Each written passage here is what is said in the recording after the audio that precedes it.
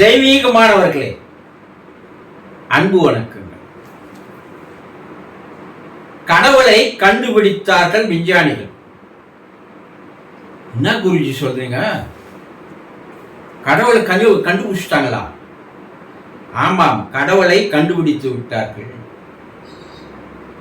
யாரை கண்டுபிடிச்சிட்டாங்க? சிவனை கண்டுபிடிச்சிட்டாங்களா? பெருமாளை கண்டுபிடிச்சிட்டாங்களா?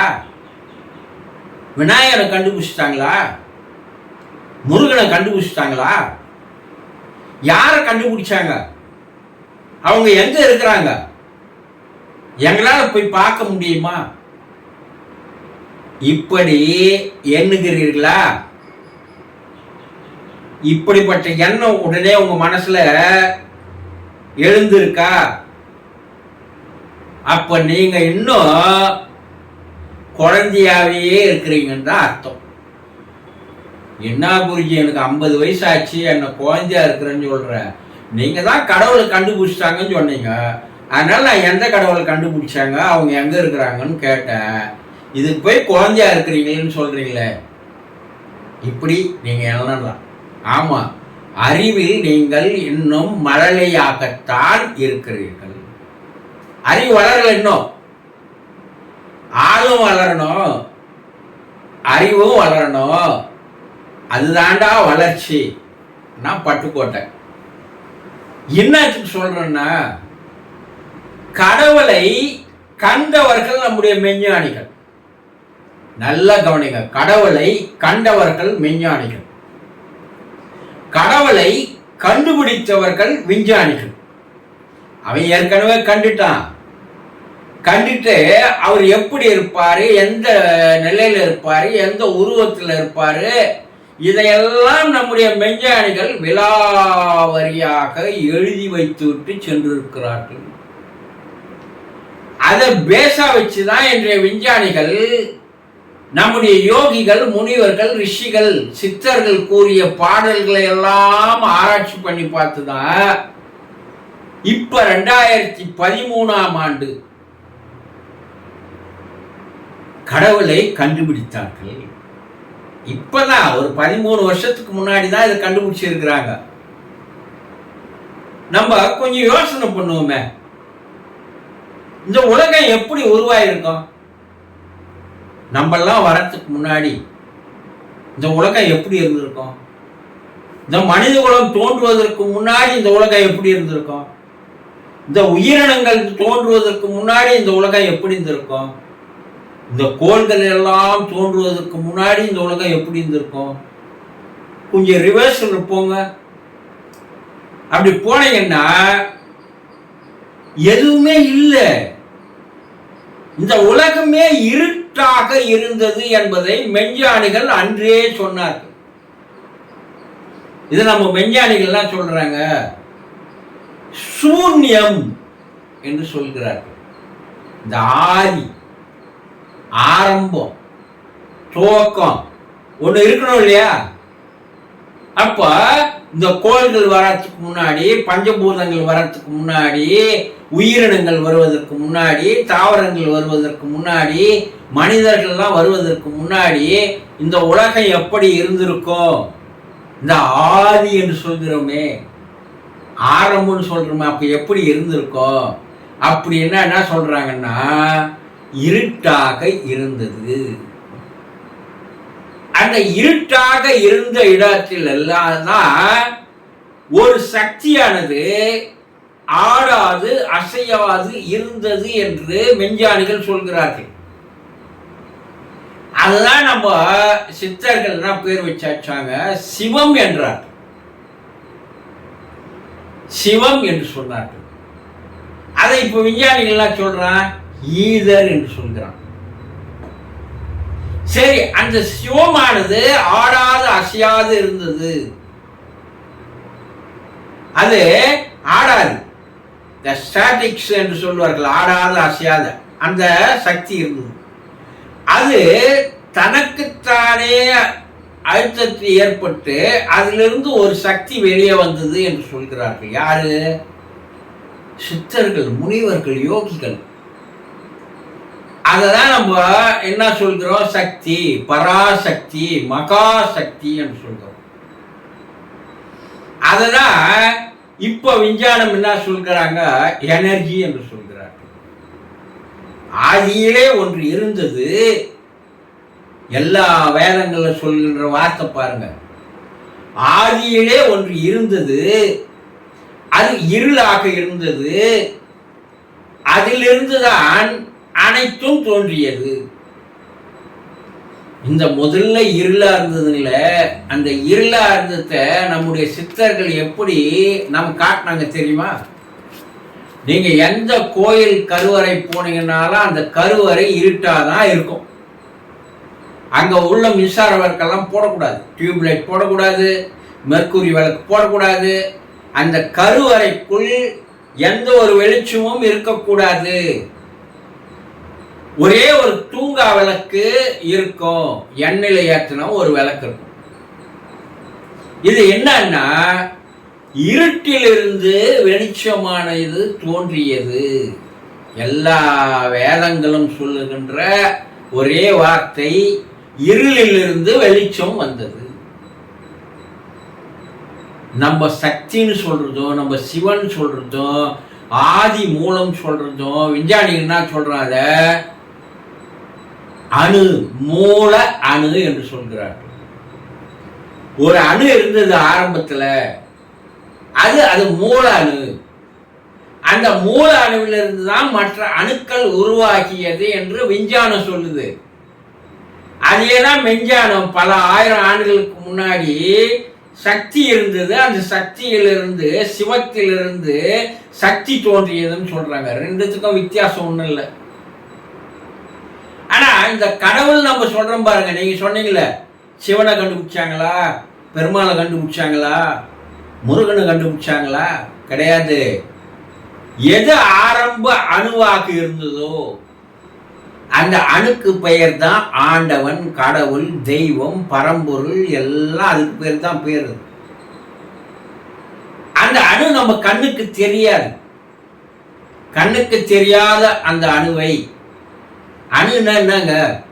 ஒரு பொருள் நீங்க ரெண்டா பிரிச்சு பிரிச்சு பிரிச்சு பிரிச்சுனே போனீங்கன்னா கடைசியா பிரிக்க முடியாத ஒரு நிலை வருகிறது பாரு, அதற்கு துகள்னு பேர்.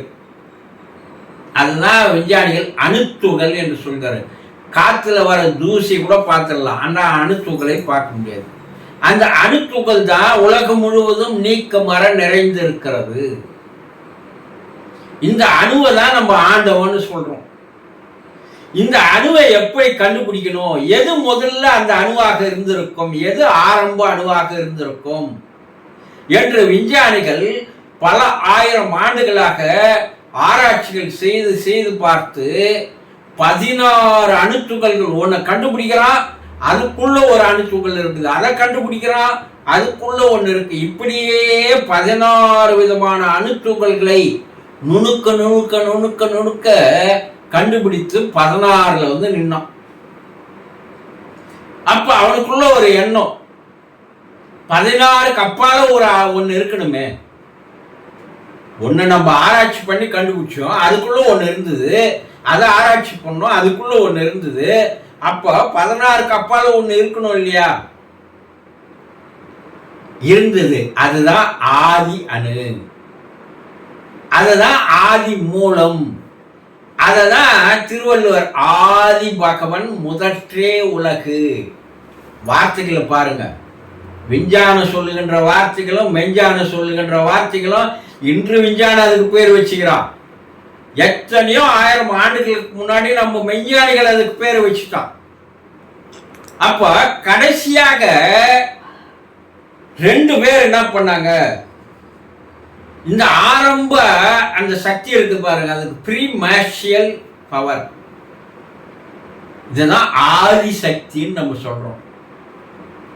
அதுல இருந்து ஒரு சத்தம் வந்ததுன்னு கூட சொல்றான் சில மறைநூல்கள்ல.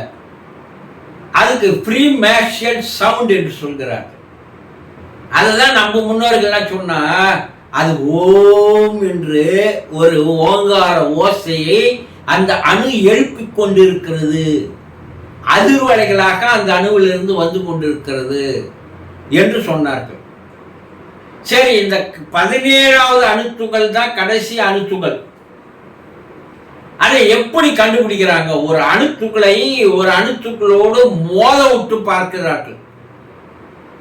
எத்தனையோ 1000 கிலோமீட்டர் ஸ்பீட்ல அது ரெண்டுத்தையும் மோத விட சொல்லும் போது அந்த மோதல இருந்து தான் ஒரு பெரிய பவரானது, சக்தியானது கிடைக்கிறது என்று சொல்கிறார்கள். இதுதான் நம்முடைய முன்னோர்கள் ஒரு மாபெரும் வெடிப்பு ஏற்பட்டது, ஒரு தீப்பிழம்பு ஏற்பட்டது.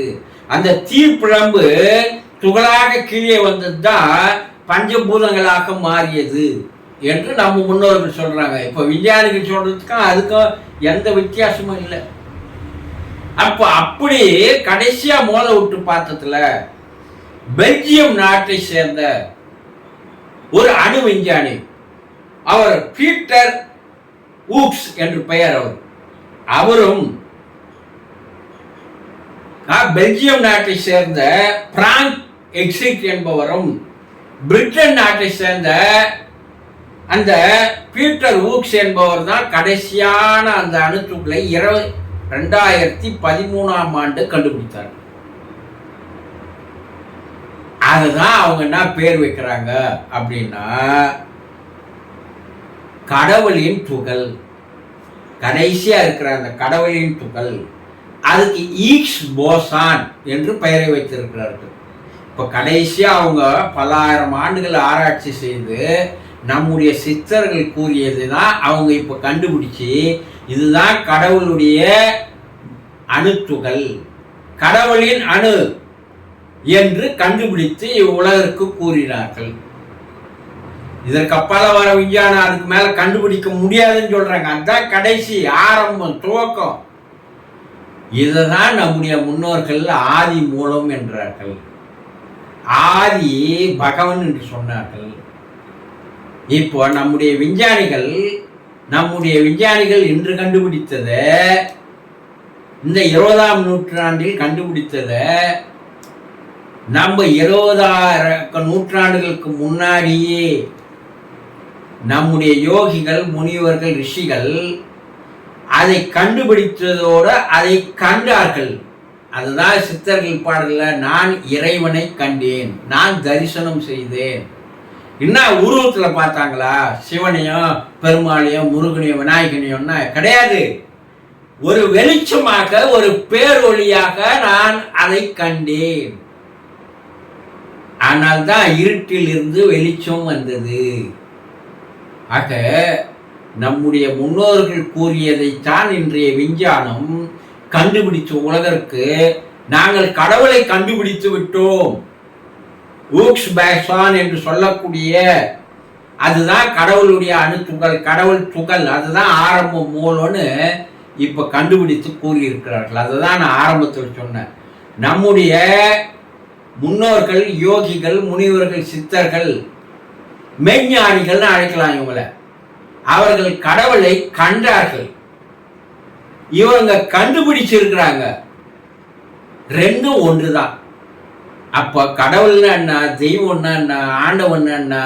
நீங்கள் நினைத்து கொண்டிருக்கின்ற உருவங்களோ சிலைகளோ வரைபடங்களோ கிடையாது. அது கண்ணுக்கு தெரியாத ஒரு அணுத்துகள். அதனால்தான் அது அரூபமாக இருக்கும். அதை புரிஞ்சுக்கிறதுக்காக உருவகப்படுத்தி காட்டினார்கள். அருவத்திலிருந்து உருவம் வந்தது என்று சொல்லக்கூடிய வார்த்தைகள் இதுதான்.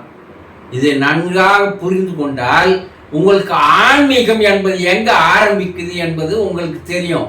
ஆனா நீங்க ஏன் ஆரம்பத்தில் சொன்ன, நீங்க இன்னும் குழந்தையாவே இருக்கிறீங்கன்னா, நீங்க உருவத்திலையும் சிலையிலையும் படத்திலையும் பார்த்துன்னு வரீங்களே தவிர அதனுடைய ஆரம்பம் எதுன்னு உங்களுக்கு இன்னும் புரியல, அதை தெரிஞ்சிக்கல.